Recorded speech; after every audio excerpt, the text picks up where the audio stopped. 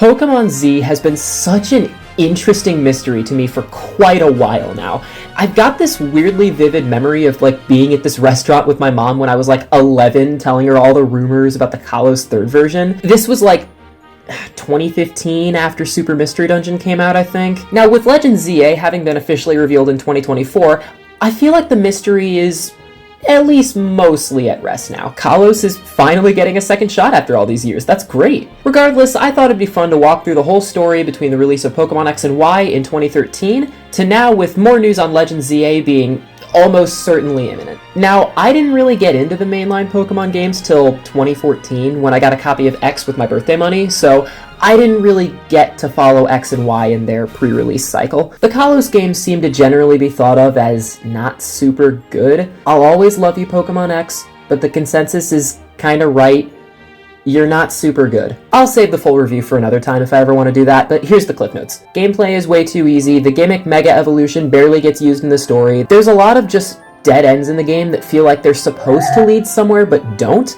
The story is not very good, especially coming off of Generation 5 Black and White. None of the rivals are interesting. The games are just, for the most part, really damn bland. From what I understand, X and Y were supposed to be huge leaps for the series, and in many ways they are, but they just really did not deliver on a lot of what was promised. What seems to be the problem, madam? I thought I ordered steak and potatoes. This is a cardboard box. Moral of the story, X and Y felt and still do feel like incomplete packages. That, coupled with the series' history of releasing third versions or sequels, made fans think that a definitive Kalos experience was on its way that would be themed around the mysterious Zygarde, Pokémon Z. Then Omega Ruby and Alpha Sapphire happened. Then all 2015 had was Mystery Dungeon. Then...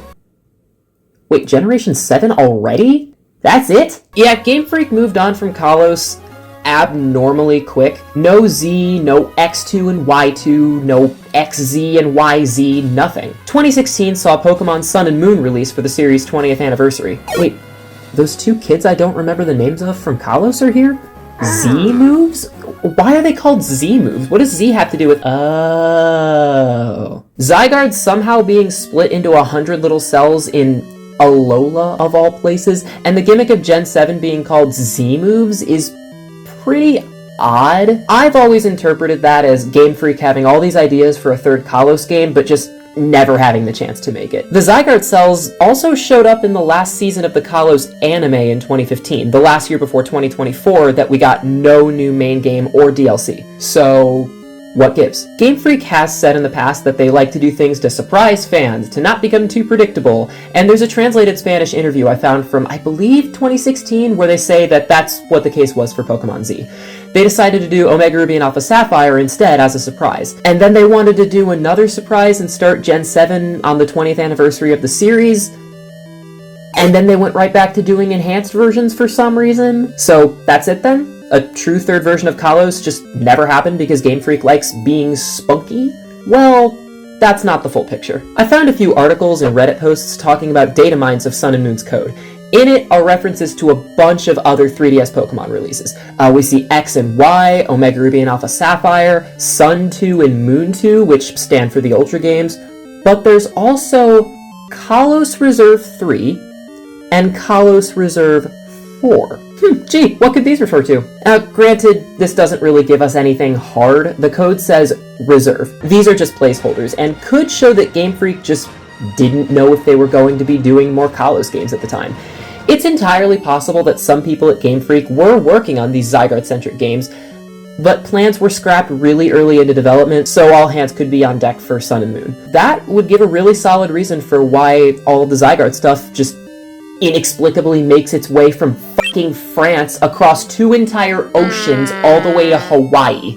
This is the theory I think makes the most sense, especially after all the reading and this Did You Know Gaming video here. This video tells me that it wasn't all just Sun and Moon they had their programmers working on, but something called the Gear Project alongside it. The Gear Project spawned a good few non-Pokemon games that Game Freak worked on, but none of them did all too well financially. Got good reviews, but just didn't sell well. Most of this was all during 2012 through 2015. 2015. Isn't it interesting how that year keeps coming up? Now, side tangent, here's another thing to consider. Ruby and Sapphire, 2002. Emerald, 2004. Diamond and Pearl, 2006. Platinum, 2008. Black and White, 2010. Black 2 White 2, 2012. 2 years apart for the previous third versions and sequels in a very consistent pattern. If Pokemon Z was going to happen, I 100% think it would have been in 2015.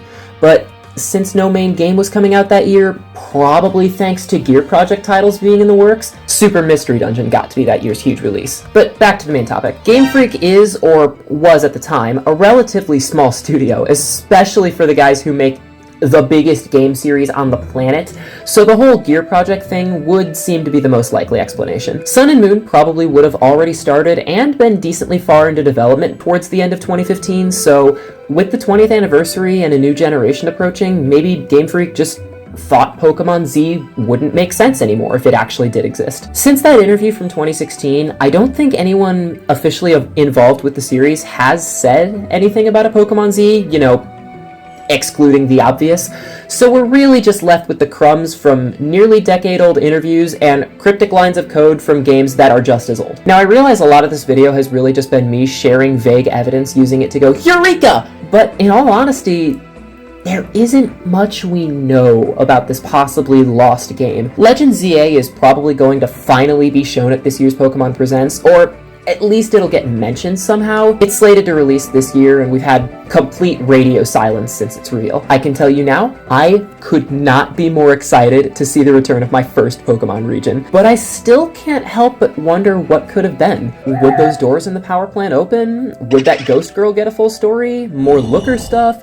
How about the ultimate weapon? Would there be Zygarde cell collecting? Would Z-moves in Sun and Moon have a different name? Would the starters get Mega Evolutions? Would all of Gen 7 have been on the Switch? Would Scarlet and Violet not have done this? Would I be sitting here discussing all of this with you? Maybe, probably yes, probably yes, maybe, I have no idea. Dude, I don't know, I can't see the future.